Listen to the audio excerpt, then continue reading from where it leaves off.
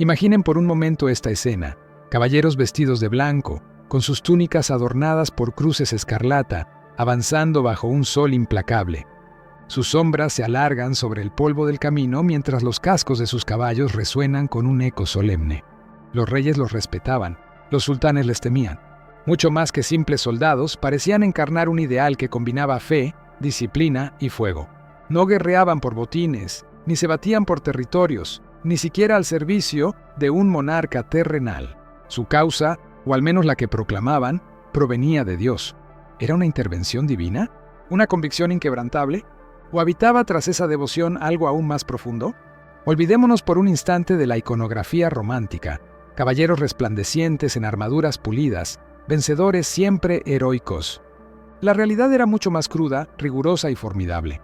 Los caballeros templarios no eran un mero símbolo. Eran una máquina militar de fe moldeada con rigor, silencio y disciplina.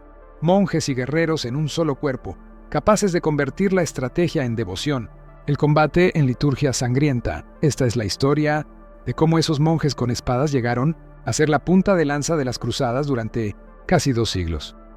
El nacimiento de un ideal corría el año 1119. El reino de Jerusalén, nacido apenas hacía unas décadas tras la primera cruzada, respiraba con dificultad. Rodeado por enemigos, los caminos eran territorio de saqueadores y asesinos. Los peregrinos cristianos que intentaban cruzar las rutas hacia la Ciudad Santa eran presa fácil, atacados, robados e incluso masacrados antes de llegar a las murallas del Santo Sepulcro. Fue en ese contexto de inseguridad que apareció Hughes de Payns, un caballero de la región de Champaña, en Francia. Con visión y audacia, propuso la creación de una nueva hermandad, un orden militar sagrado que protegiera a los peregrinos contra los ataques en las rutas de Tierra Santa. No se trataba simplemente de un destacamento armado, sino de una comunidad de guerra con votos, reglas y propósito espiritual. Junto con 8 compañeros, juró pobreza, castidad y obediencia, comprometiéndose a una vida austera al servicio de los viajeros de Cristo. Recibieron de Balduino II, rey de Jerusalén, una sección del monte del templo para establecer su base, supuestamente sobre los restos del templo de Salomón. Así nació el nombre, los pobres caballeros de Cristo y del templo de Salomón, más conocidos como los Caballeros Templarios. Lo que comenzó como 9 hombres comprometidos con una misión casi quijotesca, rápidamente trascendió su modestia inicial. No eran mercenarios subordinados a señores locales, ni tropas feudales al servicio de un señorío. Eran una orden militar con vocación religiosa, obediente únicamente al Papa. Su poder y su influencia crecerían exponencialmente, eclipsando incluso a muchos reinos. La disciplina como fundamento, la fortaleza física sola no bastaba. Los templarios moldearon una disciplina que abarcaba cuerpo y alma. Su regla, inspirada en parte en la de San Benito, fue adaptada para la guerra. No solo determinaba horarios de oración, sino también maniobras, tácticas, formación y castigos por desobediencia. Cada día comenzaba con oraciones al amanecer, seguidas de entrenamiento militar, ejercicios con armas, mantenimiento de equipo, pruebas de fuerza. Durante las comidas, el silencio reinaba mientras algún oficial leía pasajes de las Escrituras. Las posesiones personales estaban prohibidas. Ninguna relación íntima era permitida. Incluso los caballos debían portar equipos sencillos, sin ornamentos ostentosos. Si algún caballero quebrantaba las reglas, osciló el paso. Ejecutaba una maniobra egoísta o desobedecía órdenes en plena batalla, podía ser despojado de su túnica, humillado públicamente o incluso expulsado. La humillación era parte del castigo. El que rompía la disciplina no merecía permanecer entre los elegidos, pero esa severidad no era arbitraria, era funcional. En el fragor del combate no podía haber dudas, no podía haber individualismo. Cada hombre debía actuar como una célula de un organismo mayor. Así es como los templarios podían moverse en formaciones cerradas, responder sin palabras a los estandartes y a los toques de trompeta, actuar como una unidad sincronizada. La gloria individual era irrelevante. La victoria del cuerpo era lo único que importaba. Táctica templaria. Los 6 principios clave. La reputación militar de los templarios no nació de la casualidad. Su doctrina de batalla estaba cimentada en 6 principios que equilibraban agresión y control, carga de caballería sincronizada, la lanza empujada con fuerza como un volante de impacto, desplegada en formaciones cerradas. Las cargas no eran esfuerzos aislados, sino oleadas sucesivas para desgastar al enemigo. Obediencia absoluta. Ningún caballero actuaba por su cuenta. Las decisiones estratégicas provenían de los altos mandos. Las órdenes debían seguirse con precisión milimétrica, uso mesurado de reservas. No desplegaban todas sus fuerzas al inicio. Conservaban fuerzas para aprovechar debilidades del enemigo o reforzar puntos vitales en el momento oportuno. Adaptabilidad táctica, caballería o infantería, dependiendo del terreno, desmontaban y combatían como tropas pesadas. Las formaciones se transformaban según lo exigiera el momento. Defensa inquebrantable en asedios o defensas, los templarios resistían hasta el límite, ni un paso atrás. Mantenían posiciones incluso cuando todo parecía perdido. Coordinación con otras unidades, no luchaban solos. En alianza con infantería, arqueros y otros órdenes militares, sus ataques se sincronizaban. Mientras fijaban al enemigo, ellos penetraban desde los flancos o el centro. Estos principios no eran teoría, eran práctica constante. Sus enemigos, desde los ejércitos de Saladino hasta caballeros musulmanes y jinetes mongoles, aprendieron pronto a respetarlos y a temerlos. El simple paso de su estandarte sobre el terreno era suficiente para demoler la moral. ¿Qué tan poderosa puede ser una formación cuando antes de que empuñes la lanza ya te invade el pánico? Forjando al templario perfecto. La transformación de un aspirante en templario obedecía a un proceso riguroso. No bastaba con valentía o fe, había que forjar cuerpo y mente con dureza. Durante meses, a veces años, los novicios entrenaban sin tregua. Se les obligaba a llevar la armadura completa durante largos periodos. Las maniobras simuladas mezclaban caos con disciplina, cargas falsas, retiradas abruptas, desmontes forzados frente a la muralla. Todo diseñado para probar nervios y mantenerlos firmes bajo presión. El adiestramiento con armas era interminable. Lanzas que perforaban escudos simulados, espadas que caían una y otra vez, hasta que los movimientos se convertían en reflejos. Los caballos eran sometidos a estrés y simulacros de combate para prepararlos para el choque frontal.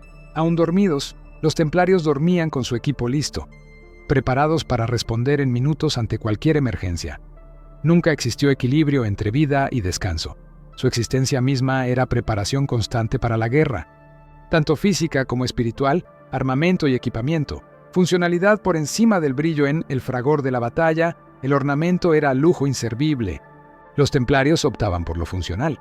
En combate de caballería, la lanza era su arma principal. Puestas bajo el brazo, con impulso y peso concentrado, rompían escuadrones enemigos.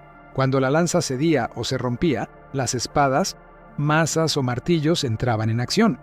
La defensa se basaba en la cota de malla, miles de eslabones metálicos entretejidos, cubriendo pecho, brazos y piernas, amortiguados por capas internas de tela acolchada, gambison o acolchado aon. El casco evoluciona con el tiempo, primero el coif o capucha de malla, luego añadidos de refuerzo en articulaciones, hasta llegar al gran yelmo cubo que cubría por completo la cabeza. Protección excelente, sí, pero limitada visión y respiración. Imagina luchar horas con un cubo de metal sobre la cabeza. El escudo templario llevaba la cruz roja. No era solo defensa, era símbolo. Un muro de escudos con la cruz proyectaba intimidación. Escudos de cometa se alineaban, formaban filas amplias que avanzaban con una imponente unidad.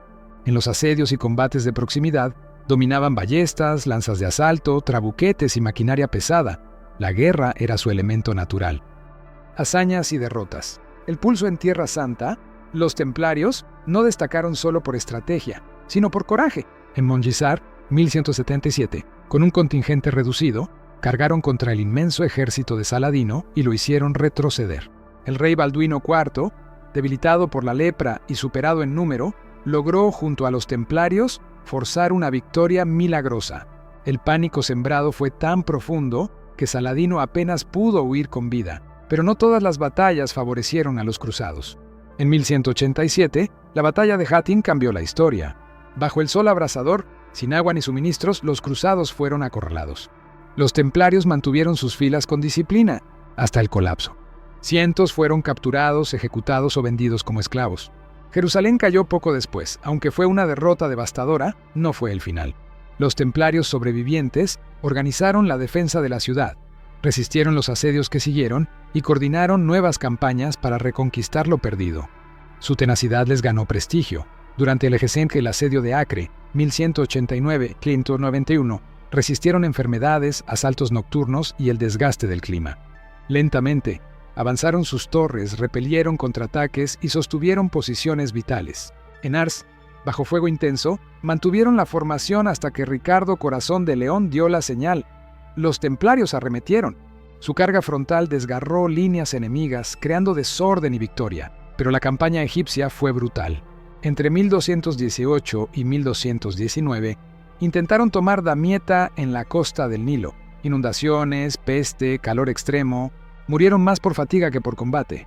Aún así, los templarios lideraron la vanguardia, resistieron cada embate y avanzaron hasta tomar la ciudad. La batalla de la Forbi, en 1244, fue una masacre. Una coalición musulmana atacó en masa cerca de Gaza. Los templarios, flanqueados por otras órdenes, sostuvieron el frente desde el amanecer hasta el mediodía. Con su línea rompiéndose, miles cayeron, incluyendo casi todos los templarios presentes. La pérdida fue tan devastadora que la orden tardó años en recuperarse. El último capítulo bélico en Tierra Santa llegó con el sitio de Acre en 1291. El sultanato mameluco bajo. Al-Ashraf Khalil lanzó un asalto final. Los templarios defendieron casa por casa, calle por calle. Su gran maestre, Gualtiero de Bajú, mortalmente herido, proclamó con voz desafiante: «No huyo. Estoy muerto. Miren esta herida». Reunidos en la Torre del Mar se atrincheraron días. Su retirada legal fue: el último hombre en pie nade hacia la costa. Cuando la torre cayó, la cruzada en Tierra Santa terminó. Los templarios se evacuaron a Chipre. Su misión en Oriente quedaba reducida a cenizas. Pero su leyenda acababa de comenzar. Más allá de la guerra, del campo de batalla a la banca, los templarios no fueron solo guerreros. Con habilidades organizativas excepcionales, crearon una red financiera que abarcaba Europa. Mientras unos defendían murallas en Jerusalén, otros gestionaban tesoros en París, Londres, Castilla o Roma. Los reyes no confiaban en ayuntamientos ni en banqueros comunes. Confiaban en ellos. Depósitos reales eran custodiados en fortalezas templarias. Comerciantes podían hacer transferencias seguras entre sitios. Y cuando un rey necesitaba dinero para financiar una guerra, muchas veces recurría a préstamos con la orden misma. ¿Era contradictorio con sus votos de pobreza? No tanto como parece. Los caballeros individualmente vivían con austeridad, pero la orden poseía tierras, castillos y donaciones. Era una estructura colectiva, religiosa y militar con riqueza institucional. Esa doble naturaleza, militar y bancaria, les dio poder, pero también creó tensiones. Poder sin control es amenaza para reyes. Su independencia, su capacidad para retar al poder secular, su acceso al dinero y su red militar, todas esas cualidades combinadas los convirtieron en un gigante demasiado grande para ignorar. El ocaso deliberado con el tiempo, la idea de mantener una cruzada permanente comenzó a decaer. Las cruzadas perdían lustre.